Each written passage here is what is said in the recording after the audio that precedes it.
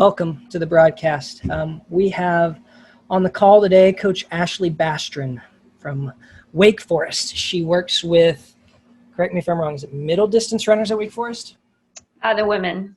Just the women, okay. Yeah, so just the women, not the men, but kind of all event areas. Okay. And on the distance side of things. Yeah, on the distance side of things. Okay, so I know a little bit about your history, a lot of it about your history, but if you could maybe kind of fill everybody else in on your journey to where you got to, or how you got to where you are today. Yeah, sure. I ran in high school, as most of you all are doing right now. Then went on and ran at the collegiate level, started at Grand Valley State, got my undergrad there in exercise science, as well as psychology. And then I had a fifth year of eligibility, so decided I wasn't done running yet and went to Belmont University to get my master's degree. Ran with my first year and then went right into a GA role there and helped out coaching the second year. And then I found myself at Florida State as a volunteer, which is where I met Kevin, and had a great staff there, got to learn from some of the best coaches in the NCAA. And then went on to take a assistant position at a mid-major called IUPUI, and then became a head coach at a mid-major called Purdue Fort Wayne. And now I am at Wake Forest as the women's assistant cross-country and track coach. Head coach, how old were you when you were the head coach there? Gosh, I'm 26, 27. You must have been like one of the youngest head coaches in the NCAA at the time. Yes, yeah, definitely. Y'all were rewriting records there as well. I remember watching from afar, rooting for you. Yep, for sure. But something I've always enjoyed talking with Coach Bastron about, for those of y'all that don't know her, we've gone down a couple rabbit holes at different times during our friendship, just about the power of the human mind. And I know it's something that Coach Bastron's very passionate about developing, along with the physical side of running, but also just kind of clearing the way to teach athletes how to get out of their own way, to let the physical kind of fill in behind it. And so hopefully we can kind of touch on a little bit of that as well, because I know Coach is very well-read when it comes to working with athletes in that space. So anyway, kind of back to where we started when I first opened up. The reason for starting this broadcast was just to try and get some great information out there to runners. Given that we're all in lockdown. What has that experience been for you, just generally, and then like the NCAA? What is that looking like for y'all? Yeah, interesting, I think, is probably the best way of looking at it. I think it would be easy to jump to anger and be just pissed off or sad, or I don't know, I guess get mad or cry, one of the two. But you don't really get a lot out of that, I guess. And so I've tried to just get curious about what's going on, read up on it as much as I can. And then, kind of just go with the mentality of one day at a time, and we're all in this together, and we're going to figure it out. I don't think the NCAA has all the answers, yeah. Nor do college coaches. So yeah, I saw a funny graphic earlier this week. A college coach tweeted it. It said NCAA sponsoring new sport, and then it was a NCAA logo, and it was an athlete kicking the can.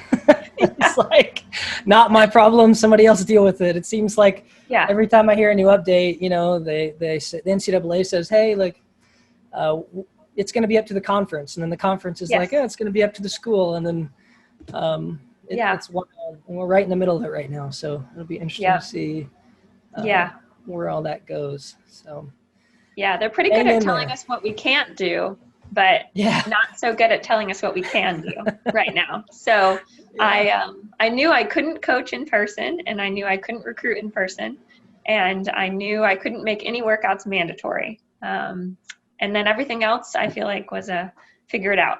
So it's tough. That's tough. That's really tough. I mean, I'm sure you said that you kind of got curious about everything happening, just as far as the circumstances. I'm sure as far as, what would you call it? Like navigating this thing and how we're going to come out better on the other side. I mean, I know you as a person. I know that's kind of how you think and how you structure things. What have you learned so far? I mean, what has this situation allowed you to learn, maybe about yourself or about your team or in general?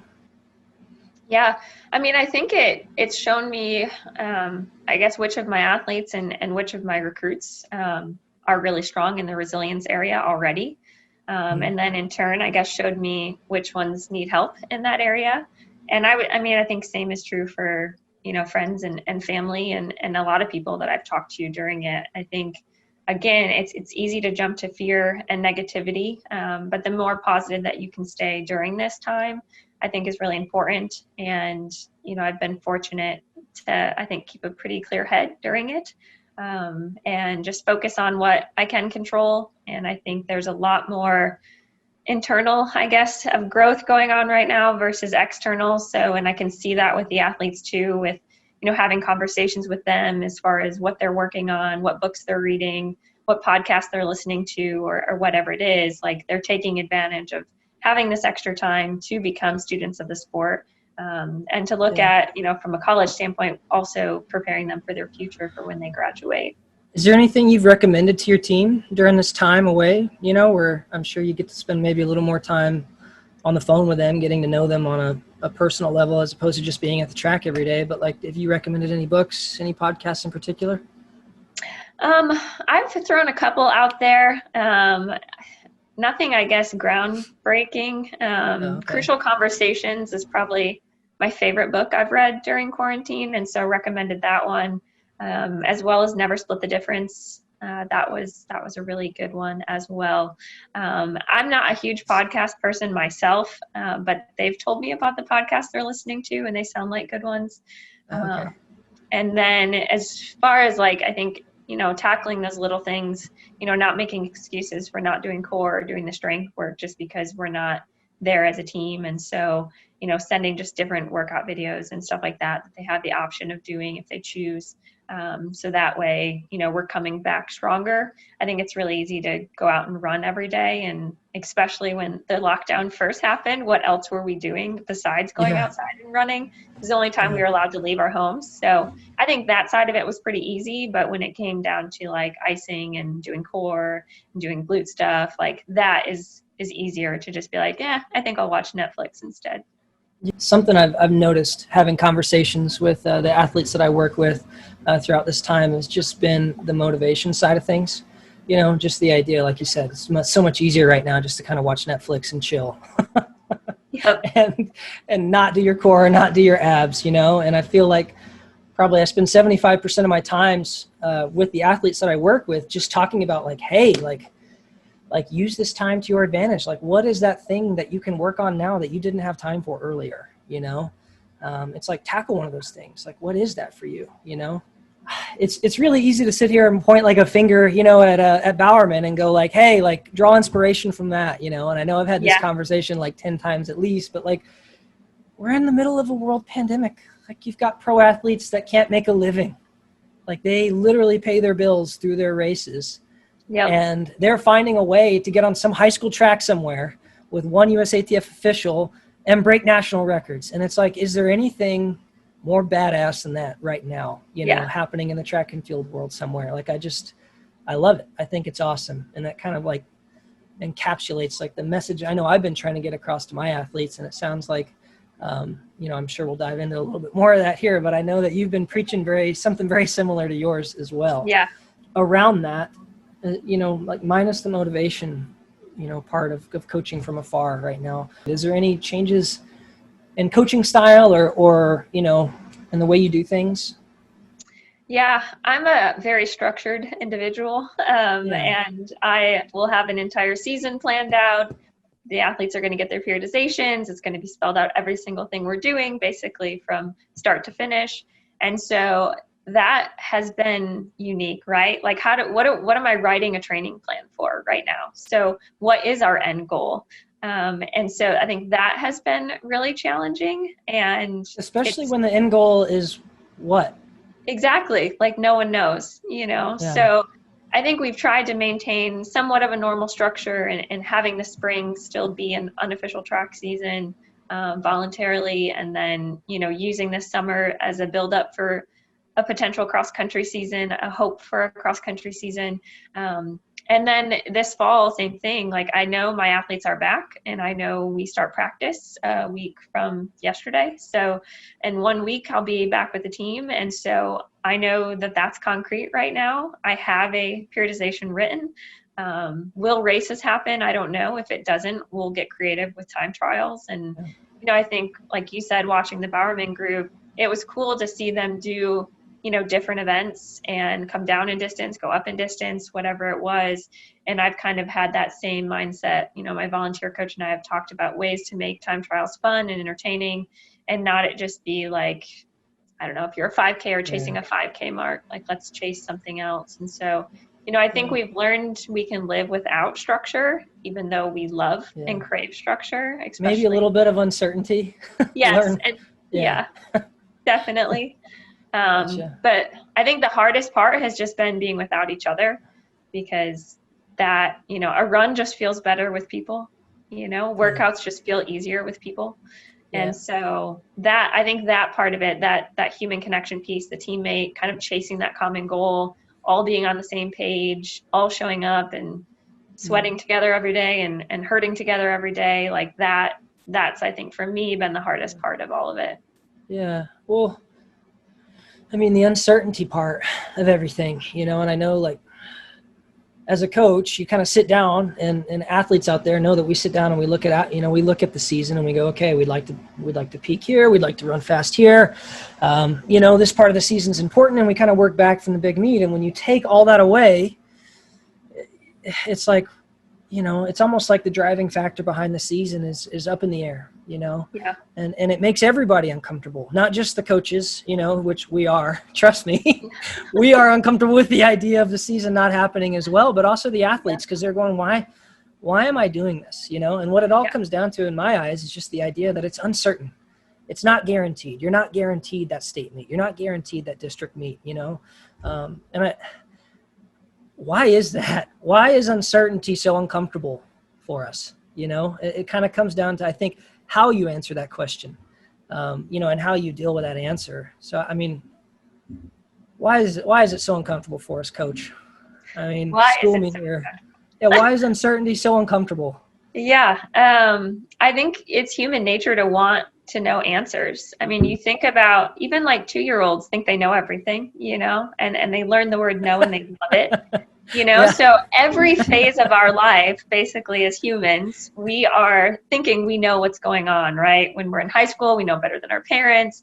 When we're in college, we know better than our professors or our coaches. And then we get into, I guess that next phase of life and better than your in-laws or whatever it is, right? Like there's always someone that you think you know more than. And so there's just, I think, that desire to be right and to have all the answers. And, I think if that's just a big part of, I guess, a lot of it is uncertainty leads to fear, and we don't like to be fearful, and we don't want to be afraid of things. And so if we feel we know the answers, then we don't have to be afraid. And I think you look at COVID right now, and the reason fear is so strong is because no one has the answers. It's too new of a virus. Even the experts don't have all the answers right now. And so there's a lot of fear surrounding that, and fear makes us uncomfortable. Yeah, for sure. I'm trying to think of a one-liner here for all my athletes that are on right now. We do one-liners. It's like quotes that we do on the week, And I did one recently. I think it was worrying is a debt. What is it? Worrying is a debt that you don't owe. Yeah. Something like that. I think it was like Mark Twain or something. But it's just the idea that it's like, I don't know, tomorrow will take care of itself. And it's you can plan for tomorrow, but in the end, it's like tomorrow's going to take care of itself. You still have to have a plan, but then you also have to remain flexible. Yeah. And when COVID happened, or like when it kind of came down and the pandemic as a whole struck, I was in Flagstaff, Arizona, and there were 5 or 6 different pros from all over the world living in a house together, and I was there with them, and we had been there for 2 weeks, and then this stuff happens. And everybody's world just kind of came crashing down at once, and I mean, we had athletes there from France that got turned away at the border, had to fly back home. They were on a flight, on a plane for 48, 72 hours. We had people stuck here that couldn't leave. We had pros that couldn't race. And the level of uncertainty was like, it got to be almost laughable. Yeah. You know, it was like, what are we going to do? And we all just were in a house together, kind of looking at each other going, I don't know, but we're kind of in it together, you know? And I felt very fortunate to have that support group, you know, in that house. We kind of used each other to kind of rally and get through it and get some good training in, and kind of fight that uncertainty together. So I imagine fighting that as an individual, you know, like a lot of these college kids and a lot of these high school kids have had to do. I would say, like, hey, hats off to you. It's probably way harder than what people got to experience that were closer to, you know, maybe a family base or a teammate, Yeah. you know, around that they've got to train with over the summer. So it's definitely something, I don't know. I would hope that athletes come out better on the other side of, you know, maybe a little more resilient, having experienced this. And Yeah. I'm sure you've seen the same, maybe over at Yeah. Wake. Mm-hmm. Yeah, I think if you know, at the end of the day, if you can sit down and view it as a challenge and not a threat, that allows you to rise to the occasion, you know, and that's what I've just tried to remind the women of, like, yes, it's uncertain. No, I don't know what tomorrow looks like. No, I don't know what next week looks like. I'm going to tell you one plan and I'm going to tell you another plan. And then there might be 16 more plans between now and next week. But you have to trust that I'm going to communicate it well. I've got your best interest. You're going to be ready when you need to be ready. And at the end of the day, like you said, stressing about it doesn't do anything. Yeah. So the more positive that they can remain, you know, during this time, the better. So Yeah. optimism is a huge component of resilience. And I think it's a factor that not a lot of people think about when they think about what does it mean to be resilient. But if Yeah. you're not staying positive during it, that everything's going to work out and that this is all happening for a reason and you're going to be better on the other side of it, then you're probably not going to be better on the other side of it. Yeah. And I mean, in this case, maybe optimism also kind of allows you to see the opportunities that maybe you would have missed. Yeah. You know, if you weren't being, you know, and it's more about just having a wider scope of what's happening around you, you know, and I know that there's a lot of people struggling with this thing in different ways, you know, so it's really easy to sit here and say, like, look around, you know, where's the opportunity? But I think that's a trait of successful people. I Yeah. think successful people, they approach challenging times and almost kind of flip it back on itself and go, no, like, I'm going to be the one that comes out of this thing better. Yep. You know, and it didn't take maybe 48 hours for the house of athletes that I was with to flip that switch. Like, they moped just like a normal human for a day Yep. or two and went, oh my God, the Olympics might be canceled. What am I going to do? And then it was 48 hours later. It was, I'm in Flagstaff. I'm at 7,000 feet. You know, like, I'm going to leave here a freaking monster. And when the track does open again, like, I'm going to go win that race that I should have won, you know, a couple weeks from now. And, Yep. you know, and I think it's just such an elite, it's just a mindset. It's almost a way of living, a way of being, you Yeah. know. I almost think it even goes past optimism, and it kind of goes into like a part of who you are, you know, Yeah. inherently. And I know I grew up with a coach for a dad, and so it was kind of something that I took for granted. I didn't even realize was happening in the background all of the time, Yeah. you know, but it was definitely there. You know, I think going back to kind of what you said, like it's not optimism, it's a part of who you are. And so Yeah, it's, you know, I think, yes, in some ways, right? But then if that's your mindset, then like, how do you instill it? If it's part of who you are or it's not, how is it taught? You know, so yeah. for maybe someone who's struggling with it right now and they're going, well, crap, I don't have it, you know, like, How do I so, get it? you know, how do I get it? And so I Yeah. think like some people are just more in tune to it, I guess, maybe naturally. Mhm. But other times it is a learning process for people. And I think, you know, one of the benefits of being alone is you have the opportunity to pay attention to your thinking and you can pay attention to what's going on in your head, which most of the time we don't pay attention to what's going on in our head. It's just a series of thoughts happening so fast that we're not paying attention, and we never truly take the time to slow down and pay attention. And so I think like that's where it's learned, because you can find out a lot about yourself and what your natural, I guess, instinctual type thinking patterns are if you just slow down and listen. And then, I mean, that's kind of the first step, right? Slow down, hear what's going on up there, Become then take aware. time to Yeah. recognize it. Yeah, that awareness Yeah. piece has to be there first. And then from there, you can challenge that thinking. So like you said, I mean, your elite athletes weren't immune to being upset or being pissed off or being No. like I'm going to be crushed if the Olympics is canceled. But they went 48 hours and then they're like, let's get back to work, So Yeah. they sat with those thoughts, right? They were aware of them, but then they said, all right, if I want to be successful later, I have to change the way I'm thinking right now. So I think that's the piece. Like, it can be learned. And I think, you as their coach, and hopefully, anyone else that's a prominent influence in their life is encouraging them to like take a deep dive internally and figure out what's going on for them. And if they have that, they won't need someone holding their hand and keeping them accountable and Yeah. motivating them that way. Yeah. Being alone as a, well, and being alone normally, like a lot of people are uncomfortable with that idea as it is, but this was a different level. This Yeah. was like, you couldn't have contact with, anybody in person. My dad always used to tell me, if you don't like being alone, it's because you're in bad company. Yeah. And I know I definitely had my moments of self-reflection during the lockdown where I kind of went like, like those thoughts were kind of brought to the forefront, and I was able to kind of chew on them and digest them and go, why do I feel that way? Yeah. And that's, I think that can be learned. I mean, Yeah. it's a skill. Don't you agree? I totally agree.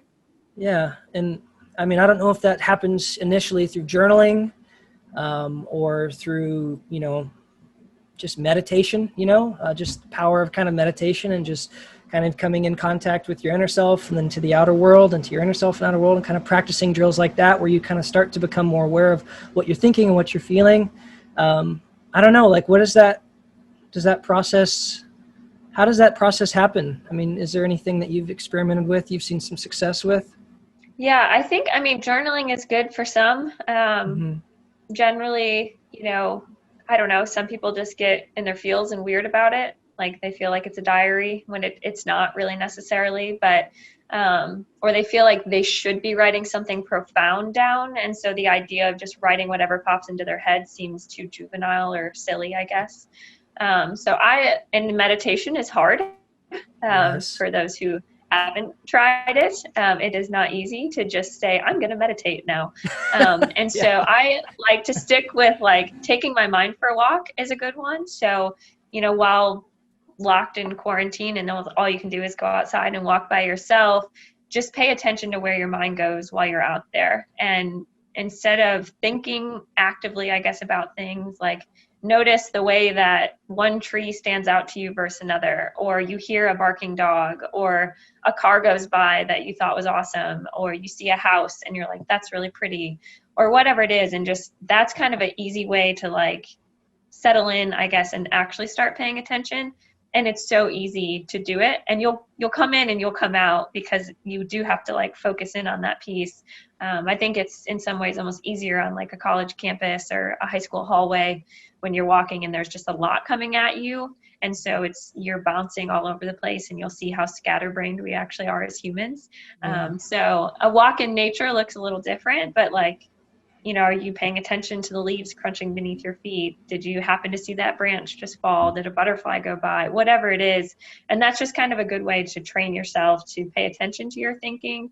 And then from there, you can kind of go deeper and add more to it. Yeah. Okay. So taking your mind for a walk. I like Yep. that. Yeah. That sounds like a great first step.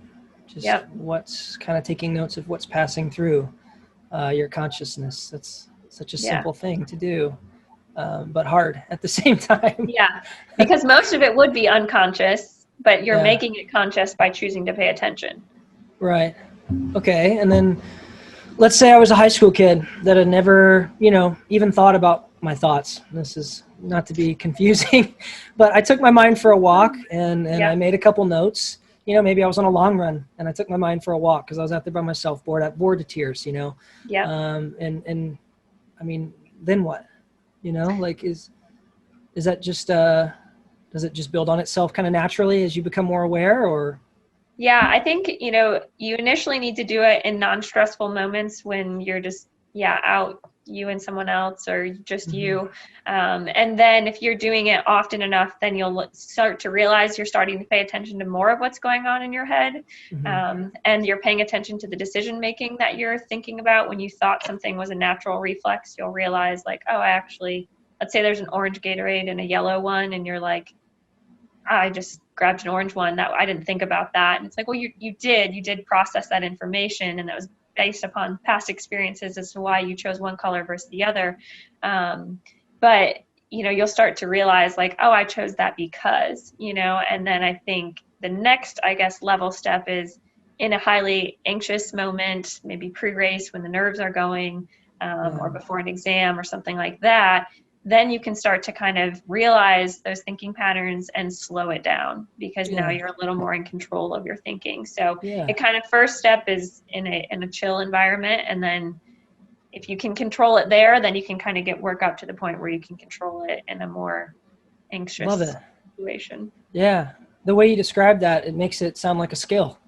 It is, truly. For sure. Yeah, truly a skill that can be learned. And the idea of like taking your mind for a walk, becoming aware, and then becoming aware in slightly more stressful environments until eventually, I don't want to say you're in control, but at least you're present and you're able to work on those things. That's great. Yeah. That's awesome. Yeah. Wow. I never achieved that as an athlete, I don't think. I think I was the guy that just blared Linkin Park in my headphones before the race and, just ran with my hair on fire. And that didn't work out for me all the time either. So I wish I would have had somebody kind of teaching me how to be a little more, present in the moment, finding that state of mind, to enter a race into, because I definitely am a believer in that, and being able to approach a race in that, what is it called? The flow state. That's what they call it. Flow state. Yeah. Yeah. So, that's awesome. Thank you for that. You're welcome. Okay. So quickly, last two questions. I'll let you off because we're running out of time. Okay. Top 3 things you got to get done with the team next week when they report. What are the 1, 2, 3 in order of importance? Oh, quarantine and COVID testing this year was number 1. So they are in quarantine and they will COVID test on Wednesday. Okay. And then we'll have a goal setting session right on that after that. So just to get kind of everyone in the same mindset, get them going back on the same plan. Again, I don't know what the goals are fully going to look like. Normally it would be like qualify for nationals, and will we have a nationals? I don't know, but we need to get kind of everyone back on the same page. And then number 3, mindset. So having that continue with the go with the flow mentality, one day at a time, and then for them to be ready to pivot as many times as we need to pivot in order to be successful this season. And then I guess number 4, then an unwavering belief that, when time comes to either step on a track for a time trial or on the line for a cross country meet, that we'll be ready to go. Okay, thank you. Hopefully high school coaches, everybody's in the same situation, and I'm sure those top 3 are going to be apparent for everybody out there trying to make the season work this year. It's like safety first. Yeah. Okay, now then let's gear up and get the athletes going here, back on all cylinders. So, but I appreciate you joining us in this first call, and hopefully everybody that was on got to learn a thing or two just about flow state and about kind of learning to become aware of your thoughts and how to deal with uncertainty. That's kind of what it seems like we kind of got dug into. And hopefully we can have you on again soon. Sounds great.